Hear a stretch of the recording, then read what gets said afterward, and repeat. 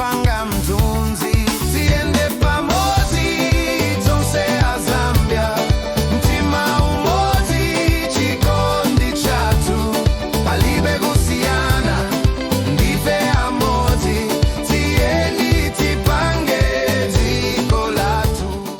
Good day, ladies and gentlemen. South Africa's Constitutional Court has finally slammed the coffin lid shut, literally, on the Lungu's family's dream of burying the former Zambian president in Pretoria, far away from the political stage he once commanded and the bitter rivals waiting to choreograph his last journey. The highest court in the land has upheld the Pretoria High Court ruling that Zambia has every right to demand a state funeral for Edgar Lungu, whether the family likes it or not. Translation: the body is going home, with or without your tears, and Hichilema will be standing front row with folded hands and that politician's smile that says, history belongs to the victors. Let's be clear. This isn't just about where a man is laid to rest. This is about power, narrative, and spectacle of death in African politics. The Lungu family had argued they wanted a private burial in South Africa, far from the pomp and what they called hypocrisy of Lusaka.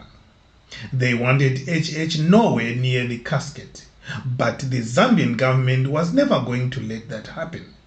How could Hichilema miss the chance to preside over the funeral of the man he humiliated at the polls in 2021?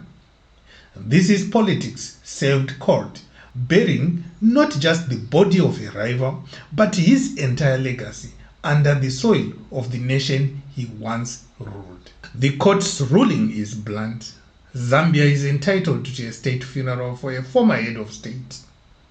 The family's wishes, those are secondary. Private grief is no match for the machinery of state.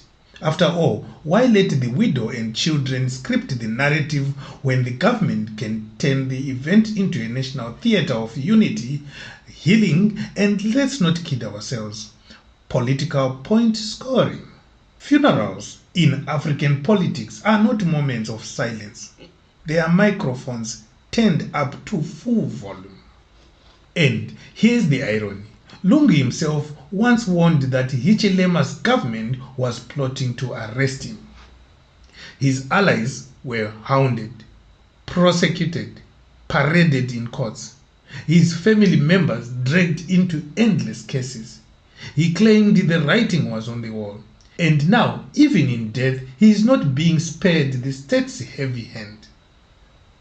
The message is brutal but clear.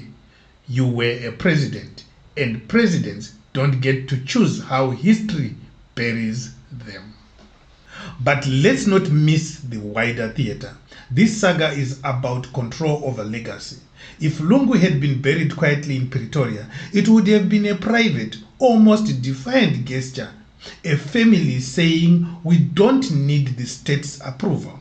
Instead, his funeral will now be a state-managed production in Lusaka with Hichilema and his government curating the optics at Embassy Park. Cameras will roll, flags will wave, speeches will flow, and the world will see HH in charge, laying to rest the men he unseated.